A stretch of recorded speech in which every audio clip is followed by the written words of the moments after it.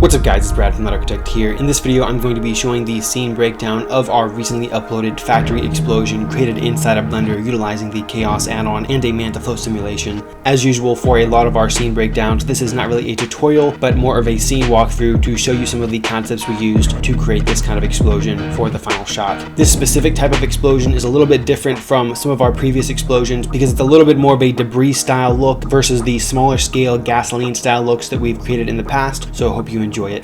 Anyways guys, let's get started. Here we are inside of Blender. This is our final scene setup here. This specific shot uses a lot of the techniques we've shown in the past, but just a different variation on them to get that kind of debris style look. So the first thing I did when I started this project was of course find a background image that I wanted to apply our explosion to, and what I did is I just went to pixabay.com and I found a very basic photo here. It's not even a video. All that camera movement that you see in the final result is just a little camera effect that we've added inside of After Effects, but of course you can use a video of your choice as well, and you just 3D track it and add your explosion to that footage. I have a tutorial on how you can 3D track inside of Blender, so if you want to check that out and add explosions to live action footage instead of images or animations, you can also do that.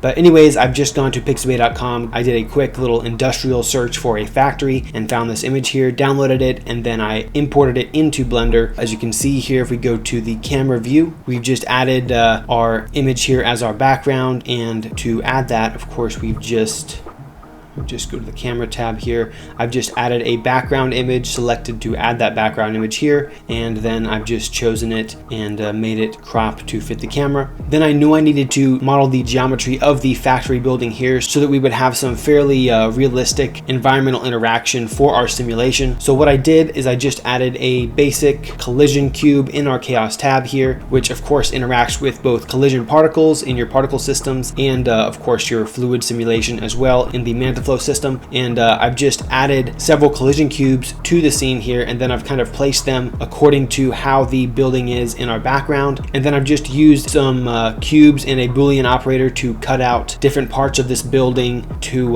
kind of create those windows to blast our explosion out of. And originally I had KHAOS operators blasting fuel fields out of each of these windows, but that was requiring a pretty big domain cube here, and I would have to crank up the resolution quite a bit. So instead of that, since I wanted to experiment with the parameters a bit more and didn't want to have to deal with longer baking times to do that, I just decided to create one window explosion, and then I've just rendered it from two different angles here. As you can see, I have one camera from the left side of the explosion, and then I've rendered another angle here on the right side of the explosion so that we could composite this explosion and the various debris on other windows as well inside of our compositor. So anyways, that was the first step we did. I just modeled this very basic geometry of our industrial factory and created some windows where they were based on our photo that we're adding everything to for our final composite.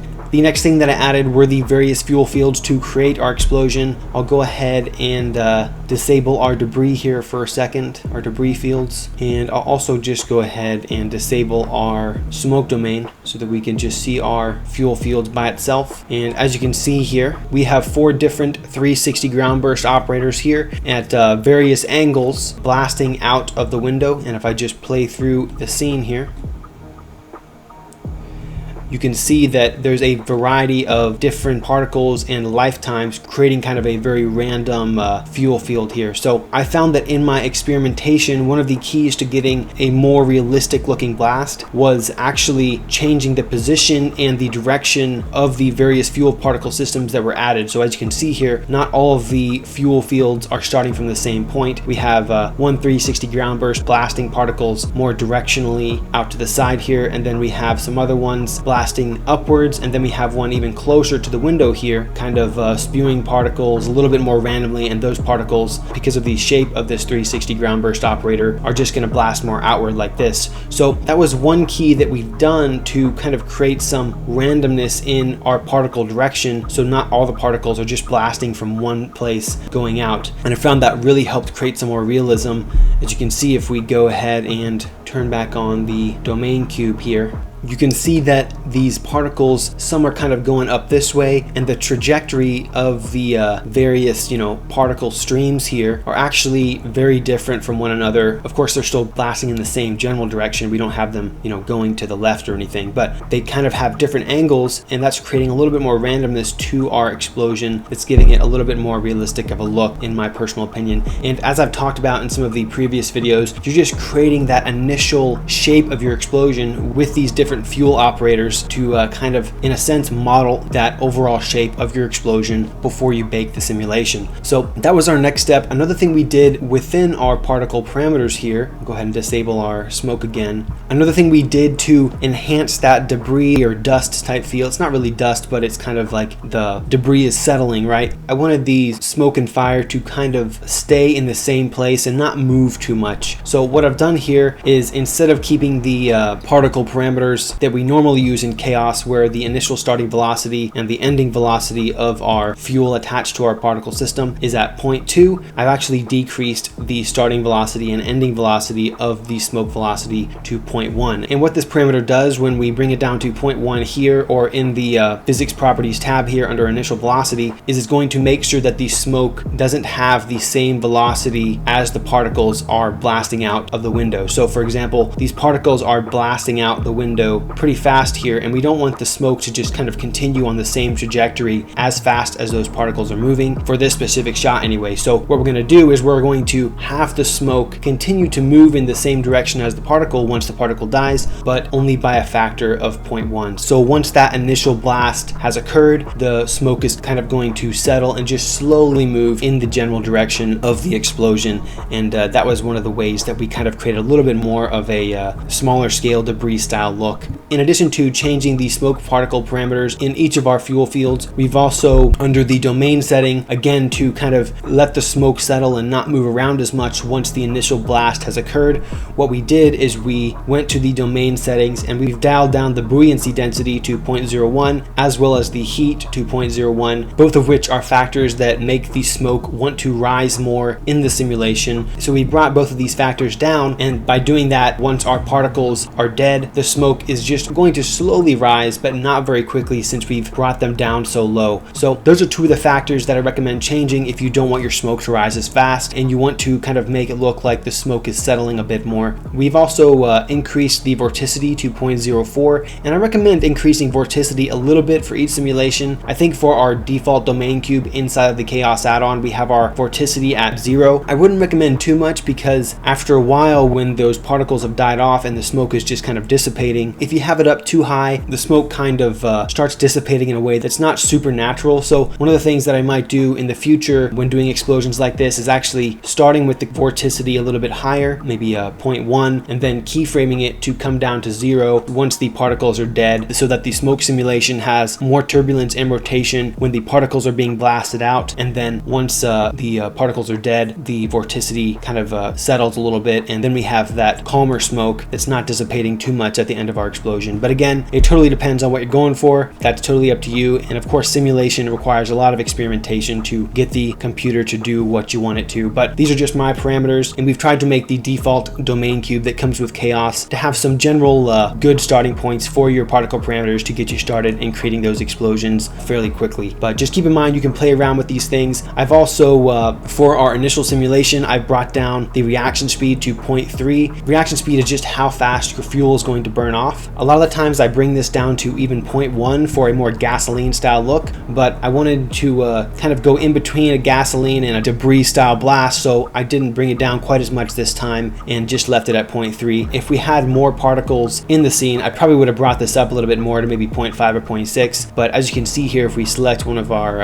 operators here in the particle settings, we don't have too many particles in our scene, just 500 on this specific system. Let's see here, we got 900 in the first one, 500 in the second, 400 in the third, and 500 in the fourth system coming out the window here. So not a lot of particles compared to some of our gasoline explosions where we've added several thousand particles for each fuel operator. So depending on the amount of particles that you add, you may want to change your reaction speed to get a more slower gasoline style look versus an explosion that burns off fairly quickly. And I just wanted this explosion to be kind of in between those two. Going back to the number of particles in the simulation here, generally if you want a more debris style look, I'll actually dial down the number of particles added to each particle system here so that each particle carves up the smoke in a little bit more unique way. So you can experiment around with the number of particles that you add to your scene. In the future, I might actually decrease the number of particles in each system for a little bit more debris style look, but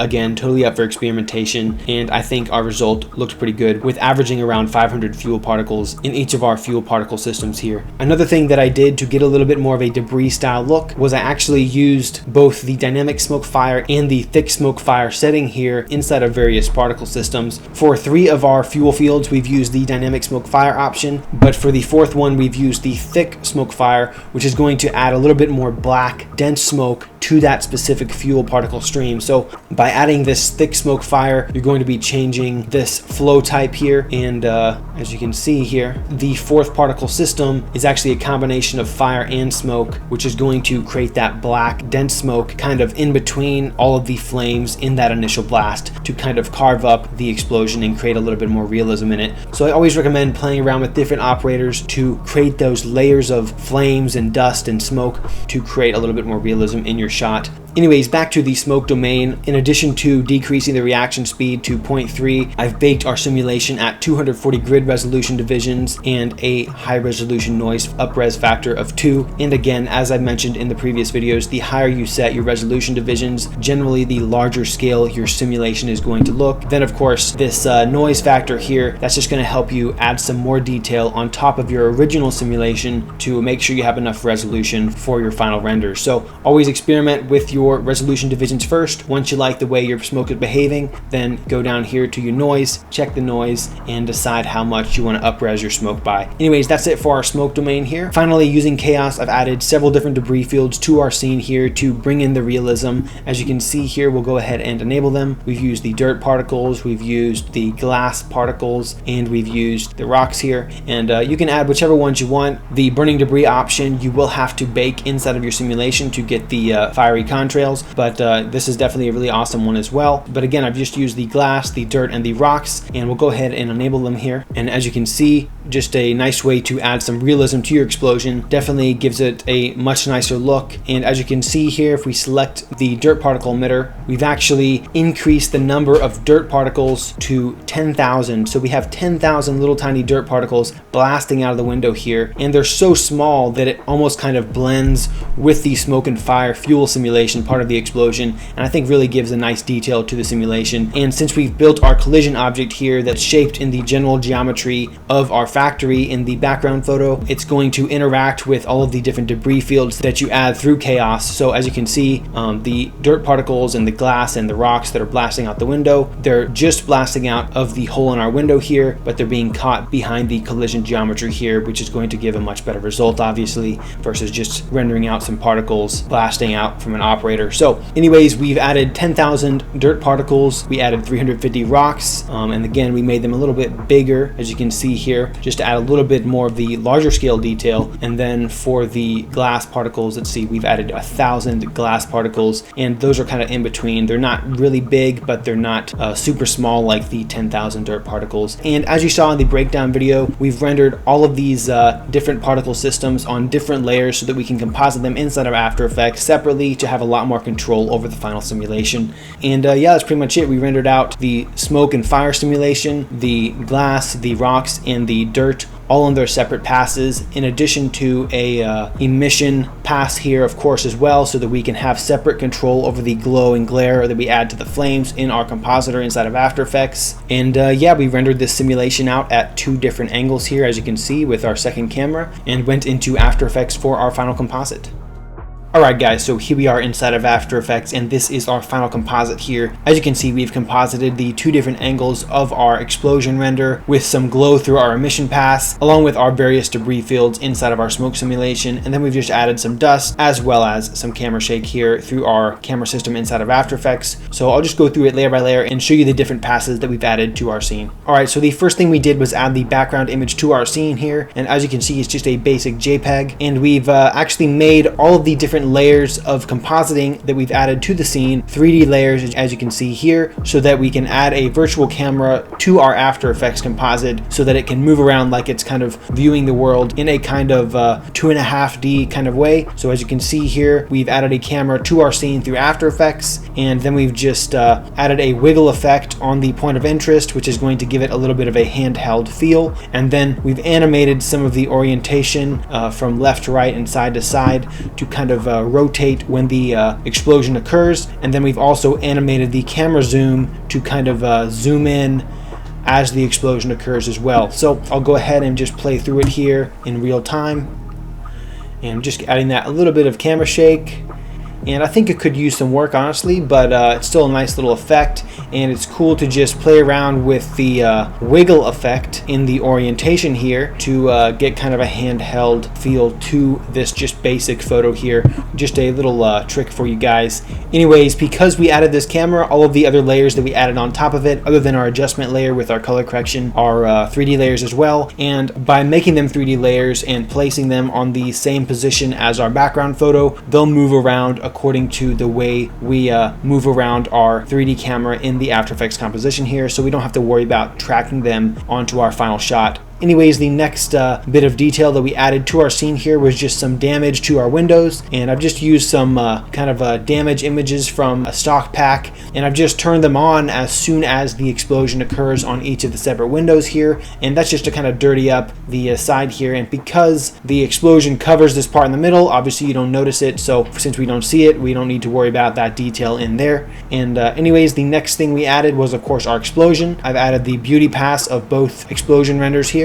And as you can see here, our render was a little bit too bright right out of Blender because we've had to darken it down with the curve setting, as you can see here. And then we've also adjusted the hue and saturation here, remapped some of the color values to make it a little bit more of a red, fiery look for the flames. And then we've also added some dust and scratches to get rid of a few of the noise issues. Although we didn't have too much, we added a little bit just to kind of match the sharpness of the image to our background photo. And then we've also added some radial blur to keyframe on right when the blast exits through the window. As the blast occurs, you can see that there's a little bit of blur in the direction of that blast, so it's just going to add a little bit more of a realistic look. And we've also turned on the motion blur for all of our layers as well, so that virtual camera movement that we added through the After Effects camera is also going to create some blur in your final shot as well. Anyways, the next two passes that we added were our emission passes for our explosions here. So as you can see here, when we turn them on, it's going to add that glow and glare to the flames themselves. And I've talked about the emission pass before, but it's just a pass that just renders out the flames for your simulation. And when you render out those flames for your simulation separately, you can more easily control the amount of glow and glare and all the other effects you want to add to the flames themselves. So that's going to add that nice glow effect. And we've just added a bunch of different